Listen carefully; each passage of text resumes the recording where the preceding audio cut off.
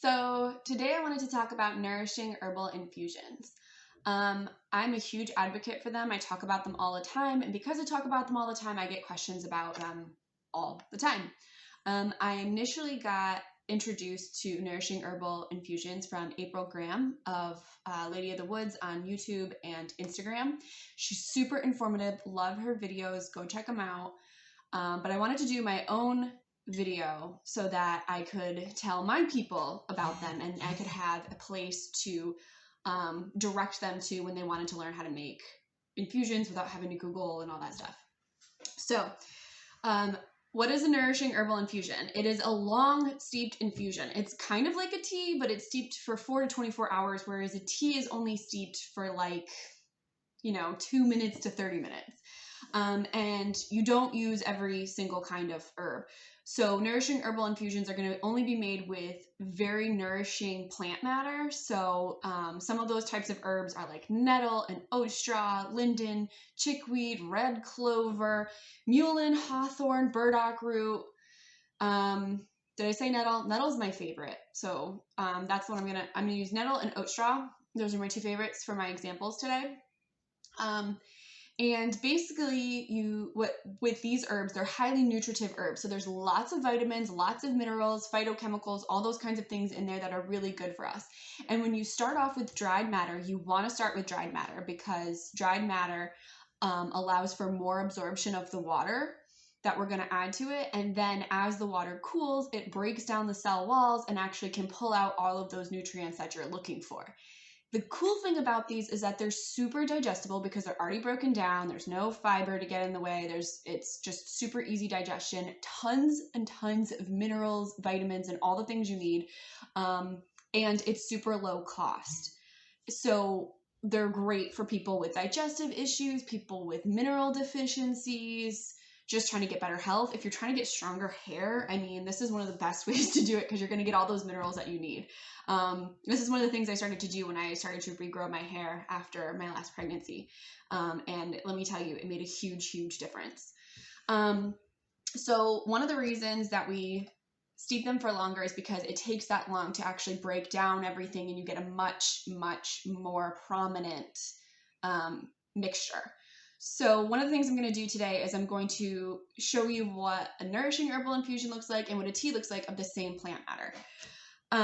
Before we do that, let's make our nourishing herbal infusion. So you want to take a quart-sized jar and you want a scale of some sort because you want to put in about an ounce of the herb and you want to make sure you have enough of the herb in there. Otherwise, you're not going to get a strong infusion if you have too little. So it's really important. You also don't want to have too much because then there's not enough water to do what you want to do. So it's good to have a ratio thing. If you don't have a scale, about a cup of most herbs is about an ounce. You can kind of eye it, but I prefer to use the scale to be more exact. So this is our jar. Here's our scale, and I have some oat straw here. And I'm just gonna pour it in. It's gonna take a minute. I'm gonna speed this part up.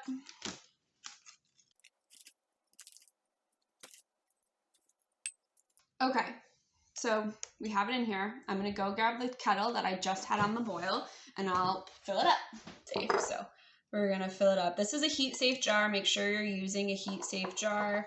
I kind of spin it around to make sure I get all the matter in there. And then I usually put a top on it. I didn't grab a top. It's over there, but usually you put a top on it. And then you want to leave it at room temperature. Let it cool down to room temperature before you put it in the fridge, because if you put it in the fridge while it's still hot, not only will it eventually ruin your fridge, but it will also potentially cause your mixture to go rancid.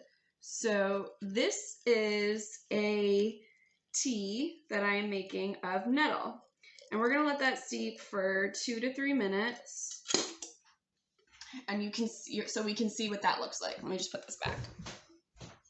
As I was saying, you're going to put a top on this, leave it on the counter. I usually leave it on the counter pretty much all day. Like I'll make these in the morning, leave it on the counter, and then when I'm cleaning up from dinner, I put it in the fridge. The next morning I wake up and I strain it. So that gives it a full 24 hours to steep.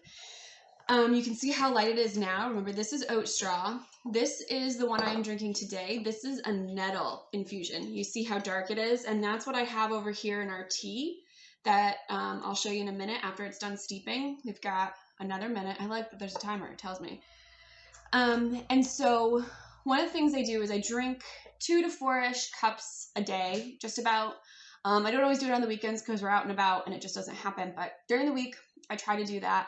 So what I do is I make this, and this is enough for 2 or 3 days. And so once it gets strained, I drink it, and then I drink it for that day, and then the next day I make another one. So basically what I do is I keep rotating them. And one of the things that you can do is as you're straining it, you can make your next one. So it can be infusing for 24 hours while you're drinking this one. And then, you know, you might have a day of overlap or whatever, but then you have some options that day. And then, you know, you do it again and you do it again and you do it again. And then it becomes a habit. One of the things I want to mention is that not all of these herbs are everybody's favorite flavors. And I get that. A lot of these nutritive herbs are going to be a little bit bitter. Some of them are going to taste like you're in a field. Like it's going to legitimately taste like you're eating hay. But do it anyway, because after like the first week, your taste buds get so used to it. And I think your body knows you're getting so much nutrients that it starts to crave it. Let me tell you, now I can't go like a day without one. If it really, really bothers you, if it's way too much, you can always dilute it in a little bit of water or mix it with some juice or something. But I would start off light with that so you get used to it, so it just makes the whole thing easier. And then eventually you'll just be drinking it as it is. And it's way better cold. They're way better cold. So just pull them out of the fridge and drink them that way, or add them to ice water or something. And if you, like I said, if you really, really hate it, you can add just like a little bit to your water bottle, you know, like add a cup, fill up your, say it's an Nalgene, it's 32 ounces. You can add your 8-ounce cup, fill up the rest with water, drink it throughout the day. You'll barely notice it's in there. And then when you refill your Nalgene, do the same thing. And then you'll have your 2 cups for the day. And yes, you should be drinking multiple Nalgenes a day. If you're not, this is a good way to help you get some more liquids in you. Do be careful though, because some herbs can be diuretic. Violet leaf is one of them. I think red clover is. Chickweed definitely is. Just take a look. So if some of them are diuretic, you're definitely going to want to also be drinking water. But they're really mildly diuretic. And when they're this potent, it's not going to be as effective a diuretic. Okay, so it's been about 2 minutes. So this is what nettle infusion looks like after 2.5 minutes of steeping. This is what nettle infusion looks like after 24 hours. Do you see the difference? Isn't that wild? There's so much more nutrients packed in here. It is so dark. And this is the same plant from the same bag. This is my nettle leaf. And it's just wild to me. This is still very nutritive. You still get a lot out of this. So we don't want to negate drinking a nettle tea if that's more what you're into. I put nettle in a bunch of my teas, like my Serenity tea, because it is high in minerals. And especially if you're trying to relax, getting that extra magnesium is super important to so many different processes in the body. It's really good for helping the body relax and function properly, and hormones and all that. So I still drink nettle as a tea also, but just know that when you're doing these infusions, like there's no doubt how potent this is and how good for you it is.